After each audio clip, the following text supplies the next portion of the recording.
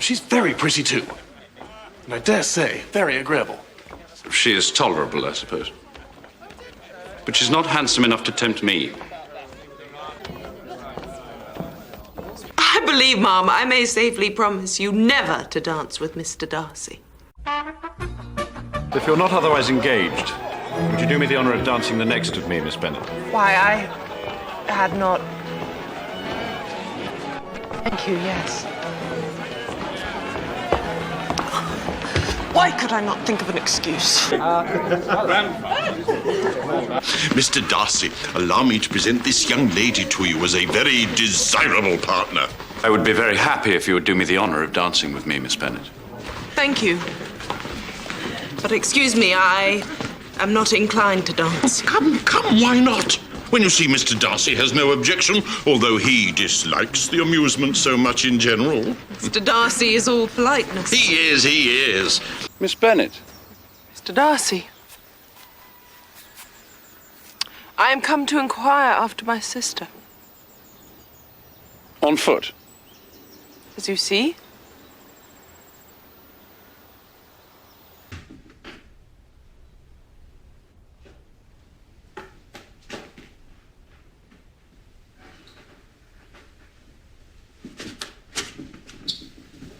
There are not half a dozen who would satisfy my notion of an accomplished woman. Oh, certainly. No woman can be really esteemed accomplished who does not also possess a certain something in her air, in the manner of walking, in the tone of her voice, her address and expressions. And to all this, she must yet add something more substantial. In the improvement of her mind by extensive reading. I'm no longer surprised at you knowing only 6 accomplished women, Mr. Darcy. I rather wonder at you knowing any. Mother. Not just anybody. You know I need someone. Won't you please help me? Where there is a real superiority of mind, pride will always be under good regulation. May I ask whether these pleasing attentions proceed from the impulse of the moment, or are they the result of previous study?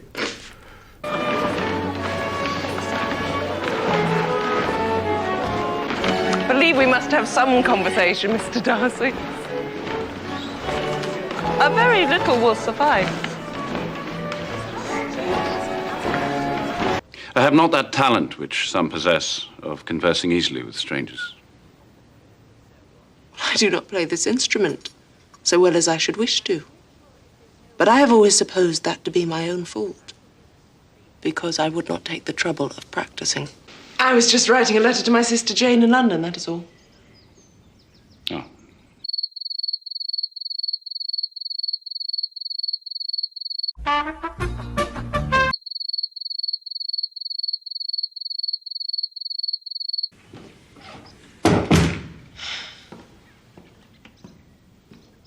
You must allow me to tell you how ardently I admire and love you.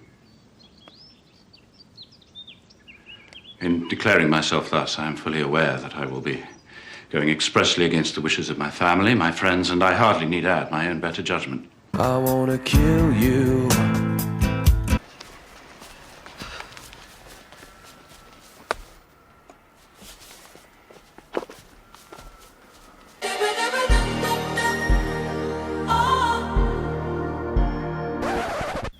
Mr. Darcy. Miss Bennet, I did not expect to see you, sir. We must leave here at once. Delighted to make your acquaintance, madam. Delighted, sir. You're staying in Lambton, I hear. Yes, sir.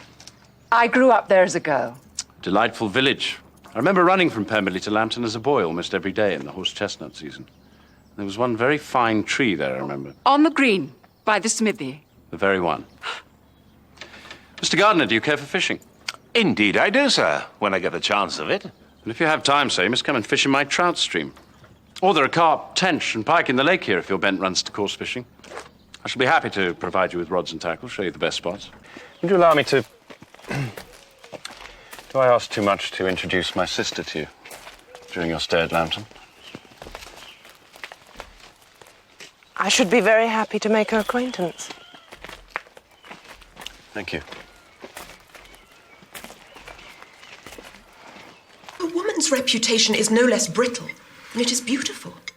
And therefore, we cannot be too guarded in our behavior towards the undeserving of the other sex. Yes, thank you, Mary.